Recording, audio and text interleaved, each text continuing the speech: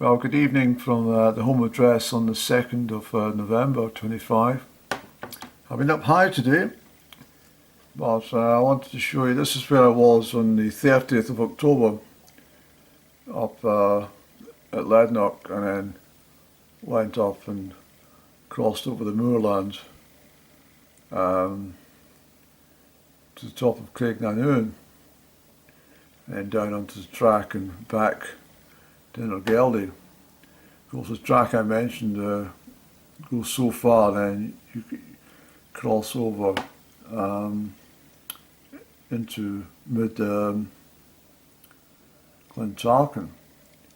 Today I got up to Creag Ruadh, but I'd done it from the Glen Tarken side. I went over Milrima, and I had a lot of problems. That was the Milna Fiad. I was up on was that the 25th of October? I can't really remember actually. I think it was the 25th. But anyway, this is the route I took up through here, up onto Milrima, and crossed very, very boggy land. I can't remember the peat hags the way they were there, but there was a saturated area, absolutely terrible. So I eventually got round Milrima and bordered over here, and then came up onto Creag Ruadh, which is what, 2,000, almost 2,300. What's that? 712 meters. Well, it's not a earshot of 2,400 feet, and the weather was pretty good today, but it was a howling gale, and the rain was back and forth. So it was a decent day on the mountains, but I would have preferred to have done it in calmer conditions, to be perfectly honest. So it was a long one. It was a difficult one. So I'm not going to show you the map much more. What I'll do is I'll start it to the Four Seasons Hotel this morning, the 2nd of November, before I set off with my usual mutters and stuff, you know. This all looks very good on the map, but I can assure you it's nothing, it's a much more dramatic than it is on a map. This is what I'm pleased about actually. It means that I've ticked off all these hills here, and this is the main cluster here which I've got to do. These ones here, a couple here, going down into Loch Tayside. So yeah, I've done a lot. I've covered a lot of ground again. Well, a very good morning on Sunday, the 2nd of November 25. I'm not staying at the Four Seasons. I'm contemplating going up Creag Ruadh at the top end of Glen Tarken.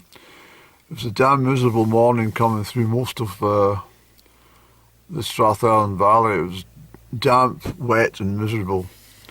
But I was pleased to notice that, well, this is what I was hoping for at least. There's some brightness going through Glen Tarken, and there's a bit of blue sky. I say often, if you see a postage size of blue sky in the sky, does that make sense? A patch of blue in the sky the size of a postage stamp means there's better weather on the way. What is concerning though, the wind's quite gusty, so it's going to be cold. And as you can see at the opposite end of Loch Earn, the rain's still falling. So, fingers crossed, Annie, that we get, well, we're going to see what we get. I've got my double layers and I've got my outer waterproof, but I think the concern today simply is the wind. It's a very, very strong looking westerly. by the trees at least. We'll see. But I want to try and get in. I couldn't get out yesterday. I was, well, I didn't think the weather was that great anyway, so I got on with what I needed to do. Busy day yesterday actually. Catching up with all my chores. Yes, it's very stormy, Andy. So it's not a great day for the mountains, not really. Prefer it to be calm and sunny, but at this time of year you've got to expect all things. And the colours of the valley are absolutely magnificent. The autumn changing colours, the changing autumn colours are absolutely brilliant. And as I always say, the best time to come to Scotland's the last week of October, the first week of November. If the weather's good. So I'm better up in the hills than I am sitting at home on a day like this. It's can be a long day. And certainly with this darkness coming in early in the evenings now, it makes it for a very, very long night. Even by 8 o'clock you think it's bloody time for your bed.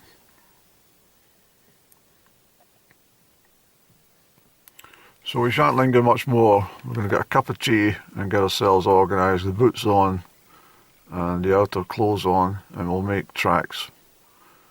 Yeah, so I probably will get a soaking today in all honesty, because the sun's disappeared already from up there, from its angle, but we'll see what happens. That's all we can do.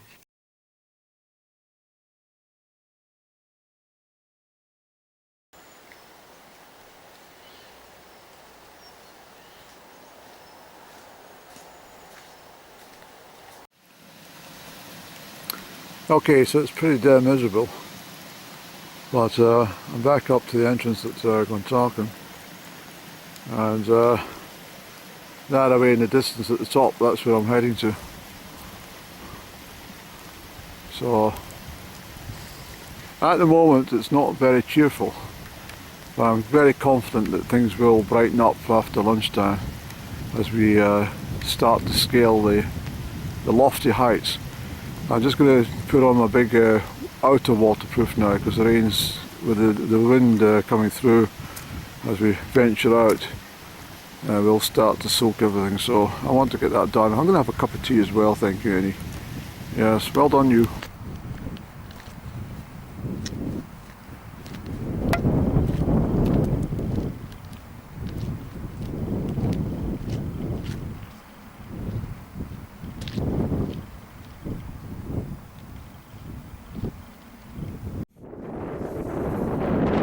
This is what I want. The good Lord to bless me in a little bit of sunshine for a little while, to dry off a bit too. Rainbow appearing. All will be well ahead, Andrew. And fingers crossed we can get up high and above the clouds. Sorry, below the clouds when we get to the summit.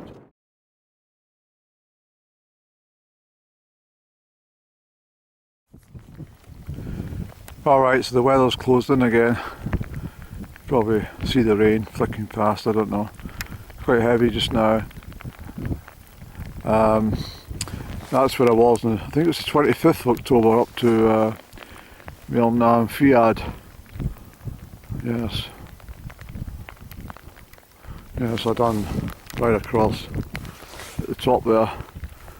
But it's not very nice at the moment, I'm afraid. The sun was out for a very brief period. I enjoyed that. A couple of rainbows, but back to normal. Cloud and rain, I'm afraid.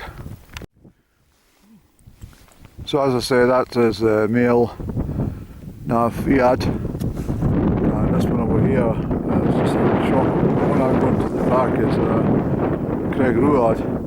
I've not been filming much because the extent of the wind, and it is quite damp, so I don't want my camera getting wet. But It's not particularly cold, not really. The wind's making it a bit chilly, but otherwise it's not bad for early November. The wind's coming from the southwest, veering westerly at times, but it's a good direction for keeping temperatures high. So I really hope that we get up top and the sun breaks through.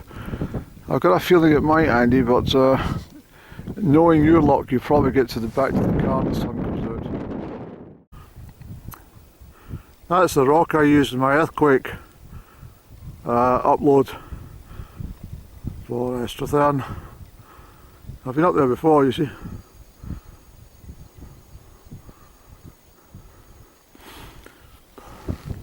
Slight blue sky, Andy, thank you.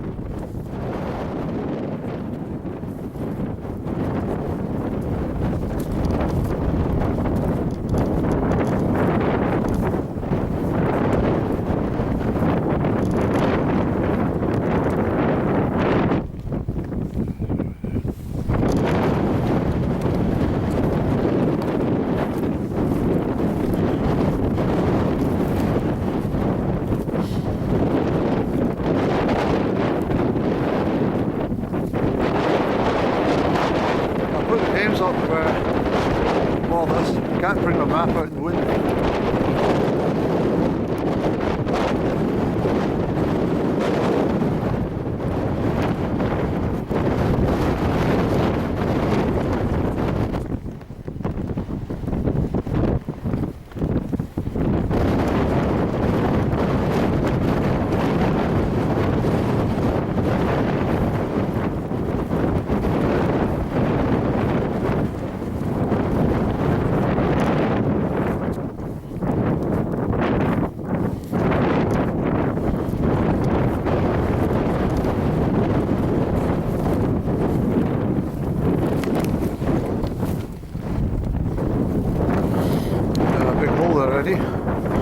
That's because you took your eyes off what you were doing, you fool.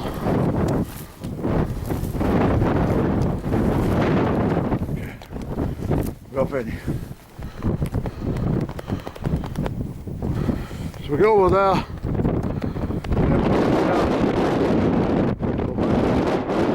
Down that way.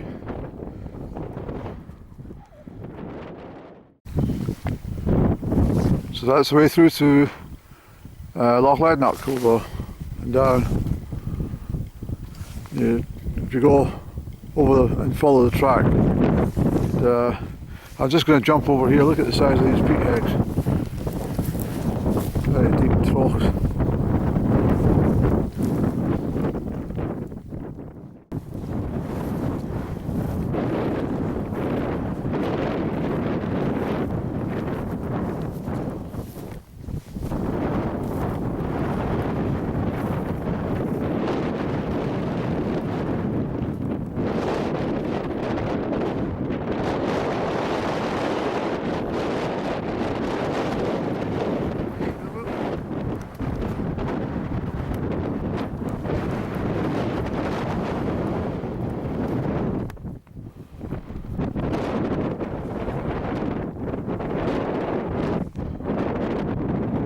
Plenty of deer up the back there as well.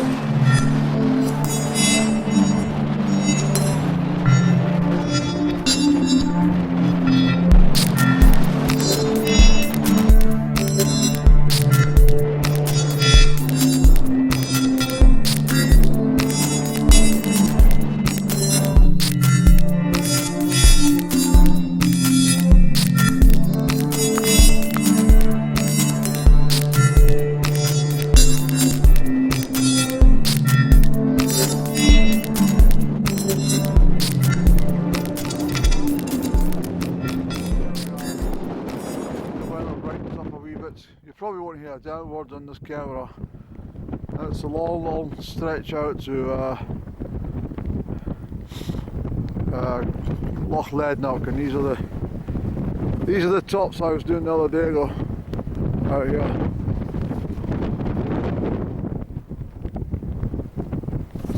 Up to there. More damn hazards for you, Andrew. Mind the sun's trying to get through now.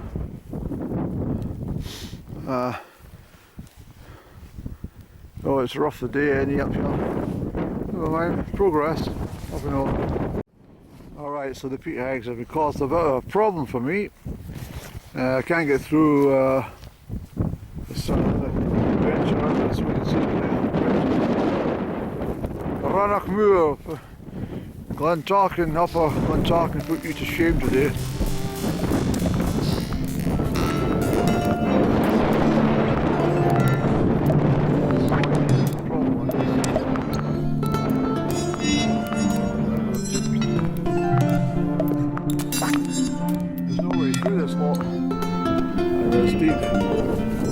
Prodded my stick out of the way, just where I did. Can't go over this part.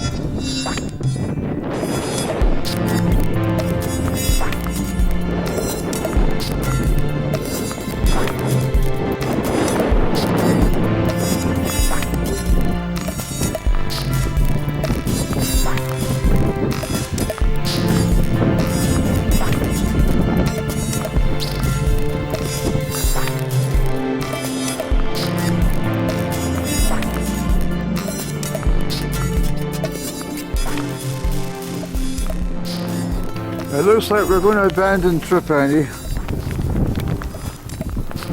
The best of the weather's out to the east, and it's getting worse out here, and more clouds starting to spill in. So we'll get this little hillock covered, and then we're going to start our descent again, and all the way across all this lot. So I've done that. I forgot all about that bloody, well, I can't recall that peat hag dilemma. No, I don't remember it at all. I must have been around I can't remember, I really can't, but anyway, Lednock's over through there by quite a few miles, to be honest.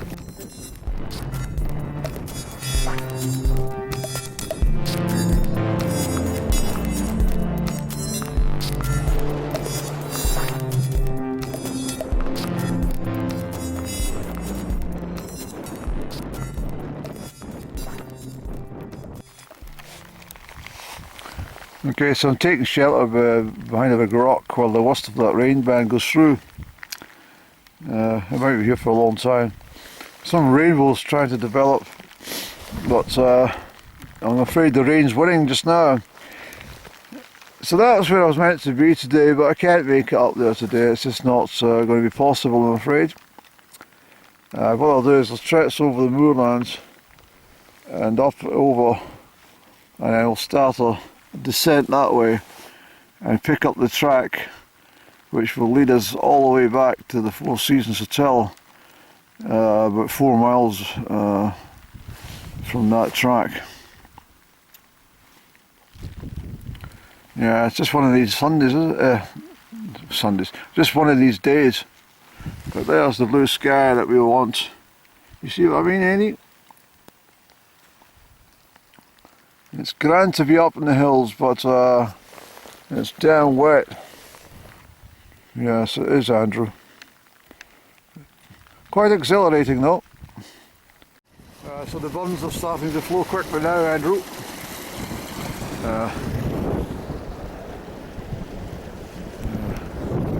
Got up and along.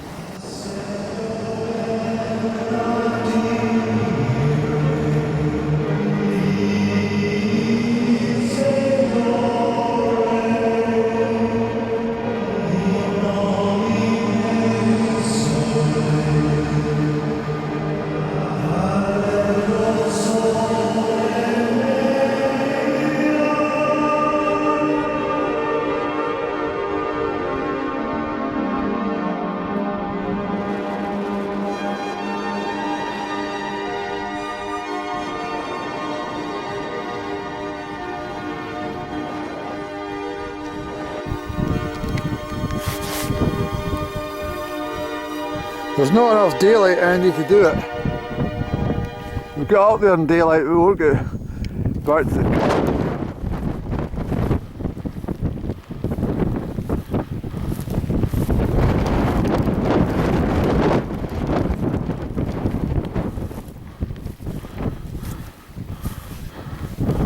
Creag Ruadh's up here, summit, Andy. Wow. Oh, it's tough, Andy. Well, you decided to come.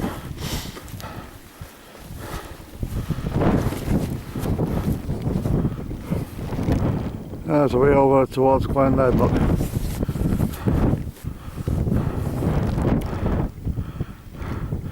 There's you can't see Ben Laws and stuff, they're all sitting just over there. Just there. They're all snow capped. Yeah, I pity about the mist. That's what I'm saying. I wanted to come up here when it was blue skies and show you the views. Never mind, any. At least we're up. And it's been a tiresome journey to get up here and back home in daylight, which we want to do. Thank you very much for having me, sir.